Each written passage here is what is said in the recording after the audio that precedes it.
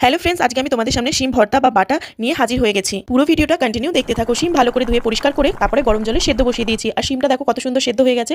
তারপরে শিমটাকে ঠান্ডা হওয়ার পর মিক্সিতে দিয়ে তার মধ্যে রসুন কাঁচা লঙ্কা দিয়ে একটা পেস্ট বানিয়ে নিলাম। আর তারপরে গ্যাসের ওভেন জ্বালিয়ে তার মধ্যে কড়াই বা প্যান বসিয়ে তার মধ্যে দিয়ে দিলাম সর্ষের তেল। আর সর্ষের তেল দিয়ে ভালো করে নাড়াচাড়া করে প্রায় রেডি হয়ে গেল ভর্তাটা। নামিয়ে নিলাম আর নামিয়ে তার উপরে একটা কাঁচা লঙ্কা কিছুটা সর্ষের তেল ছড়িয়ে দিলেই তৈরি হয়ে যাবে শিম ভর্তা বা বাটা। আর দুপুরে গরম গরম ভাতের সাথে এই ভর্তাটা একদিন খেয়ে দেখো, আমি কথা দিচ্ছি একেবারে প্রেমে পড়ে যাবে। আর যতটাই টেস্ট, আর যাদের মুখে স্বাদ নেই, রুচি নেই খাওয়ার, তারা কিন্তু এটি ট্রাই করতেই পারো আর দেখবে দারুণ লাগে, দারুণ। আর যাদের ভালো লাগবে অতি অবশ্যই কিন্তু পরে আমায় ফিডব্যাক দেবে বা কমেন্টে জানাবে। আর এই দেখো, সেদিন দুপুরে কিন্তু আমি এক থালা গরম গরম ভাত দিয়ে খেয়েছিলাম আর মারাত্মক দারুণ টেস্ট, মুখে লেগে থাকার মতন। আর আমি এমনিতেই বাটা বুটি যে কোনো সবজি খুব ভালোবাসি। আর একদিন তোমরাও এটা ট্রাই করো অতি অবশ্যই, ঠিক আছে? আর আমার ভিডিওটা ভালো লাগলে লাইক কমেন্ট শেয়ার ফলো আর সাবস্ক্রাইব করে দিও। আমার সকল বন্ধুদেরকে অন্তর থেকে অনেক অনেক ভালোবাসা।